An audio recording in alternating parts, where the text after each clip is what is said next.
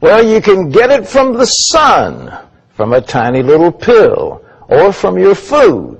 And the more you get, the longer you live. Medical reporter Galen Tethrow reports on the vitamin that could save your life.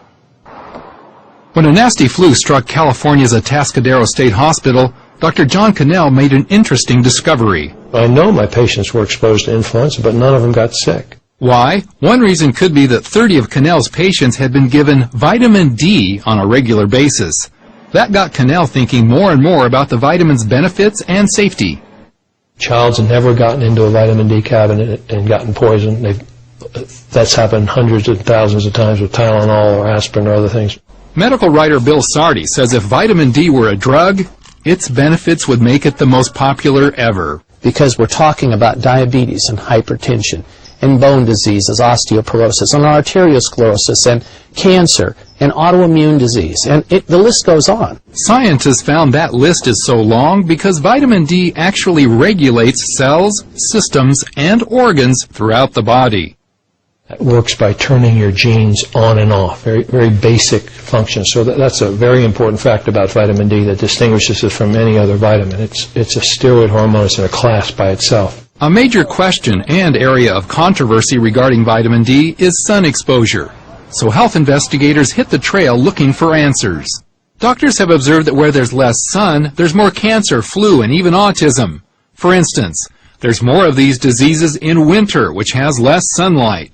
And there's also more of these diseases the further you get away from the equator, because there's less sunlight the further you get away from there.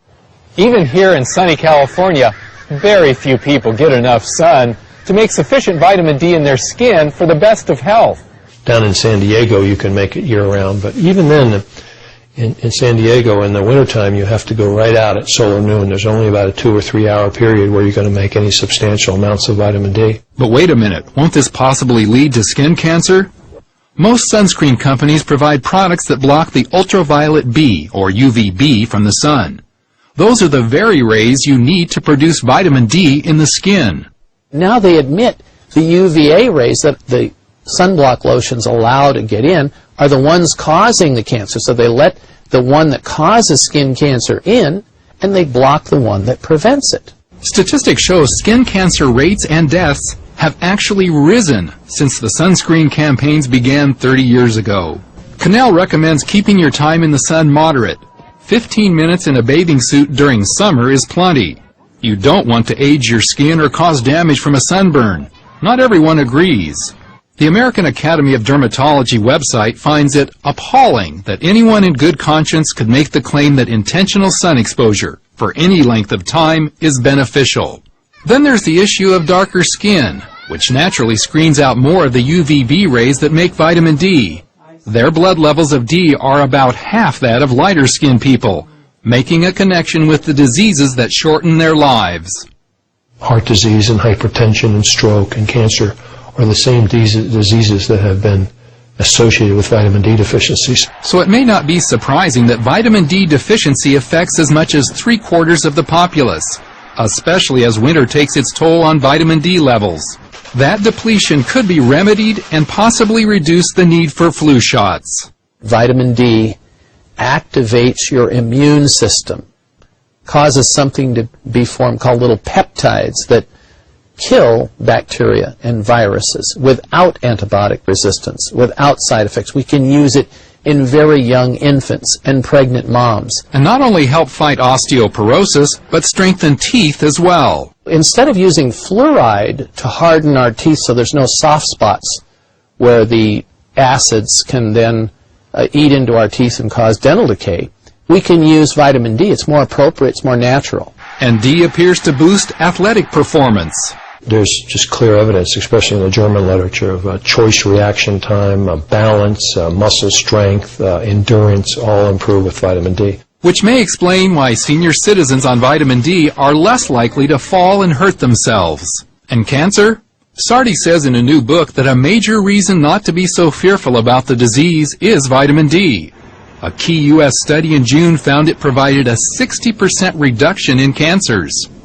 Canadian Cancer Society immediately told all of their citizens, begin supplementing with at least 1,000 units of vitamin D. American Cancer Society, mum's the word. In fact, here is video of how vitamin D helps zap cancer cells, like the one to the right of the arrow. But 2 weeks ago, the National Cancer Institute released a study indicating vitamin D doesn't do much against cancer deaths. NCI normally prefers the type of study done in June, but Connell says this new study fits their bias against vitamin D. Even at that, the new study did show the vitamin's effect on the number 2 cancer killer. The people with the highest levels had 4 times less colon cancer than the people with the lowest levels. I think that's pretty important. So what's the best way for you to get the vitamin D you need? Not from food. Even fortified milk provides so little that it's trivial. Taking supplements is a far more predictable source than sunbathing, and the only source in winter for millions. Experts suggest the best daily intake is at least 2,000 units for most kids and 4,000 for most adults. Yet the government recommends only 200 to 600 units depending on your age. Just the whole thing, when you think about it, is just patently absurd. And the government's been recommending this now for 10 years, and they refuse to change they refuse to even look at the science.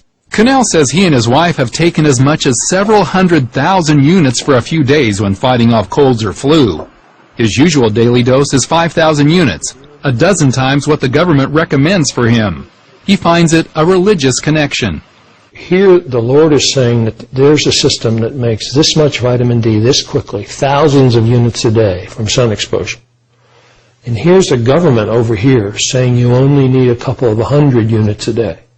So you can sort of ask yourself, who do you want to believe, God or the government? Galen Tethrow, CBN News. Thanks, Galen.